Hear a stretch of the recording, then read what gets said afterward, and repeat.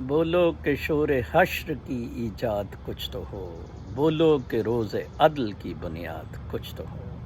بولنا بہت بڑا مسئلہ ہے۔ پاکستان کے بارے میں جب بھی میں سوچتا ہوں، میں یہ جو 30-40 سال سے پہلے پبلک سروس کے تھرو اور پھر بلاگز، ویلاگز یا باقی کچھ اداروں کے تھرو کوشش کرتا ہوں کہ پاکستانی اٹھیں، اپنے حقوق کے لیے فائٹ کریں، تو مجھے ہمیشہ یہ کہا جاتا ہے کہ ان کے ڈی این اے میں پرابلم ہے۔ بر صغیر کے جو کوئی 2 ارب لوگ ہیں، ان کے ڈی این اے کا مسئلہ ہے کہ ان پر ہمیشہ باہر سے آ کے لوگ حکومتیں کرتے رہے ہیں۔ کبھی جناب صاحب محمد بن قاسم آ گیا، کبھی محمود غزنوی نے آ کے سومناتھ کے مندر قبضے میں لے لیے، کبھی جناب مغلیہ آ گئے، ایسٹ انڈیا کمپنی آ گئی، اور اب سرمایہ دار ٹھگ آ گئے اور پاکستان میں تو فوج آ گئی۔ اتنا برا کبھی نہیں سوچا تھا، کبھی نہیں دیکھا تھا کہ یہ بندوق والے،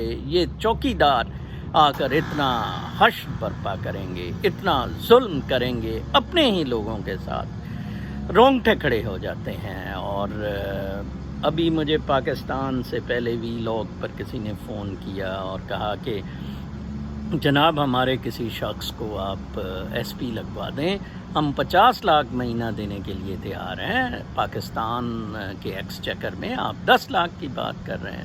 یہ حالات ہیں۔ ویسے بالکل ٹھیک کہہ رہے، وہ جو ایس پی کینٹ ہے، جو میرے لاہور کینٹ کے گھر میں بھی چکلا چلاتا ہے، اور وہ مولوی صاحب سی سی پی او کی سرکردگی میں ذوالفقار حمید کی یہ سب کچھ چکلے چل رہے ہیں اور فوج کی بدماشی ہو رہی ہے، ٹھیک ہے جی، تو واقعی 50 کیا، یہ تو 1 کروڑ روپیہ بھی دے سکتے ہیں۔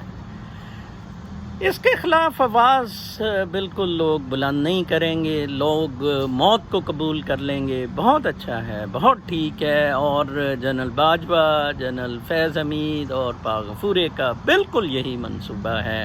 انہوں نے یہ اب پلیٹ میں چین کو دے دینا ہے، یہ ملک لوٹ مار ختم ہے ان پہ بدماشی۔ اور یہ تیل والا مسئلہ جناب فوج نے کروایا تھا، آپ بھول رہے ہیں کہ یہ جون سا ہے یہ سیاستدانوں کا کام ہے۔ عمران خان تو ٹٹو بشیرہ اپنے کاموں کے لیے بس وہ فٹ ہے، اس کو کوکین چاہیے اور رات کو اس نے زنا کرنا ہے بس، اور اس کا کوئی کام نہیں ہے اس سے زیادہ۔ اپنا بہت خیال رکھیں، اور شام تک کے وی لاگ تک اجازت، اللہ نگہبان۔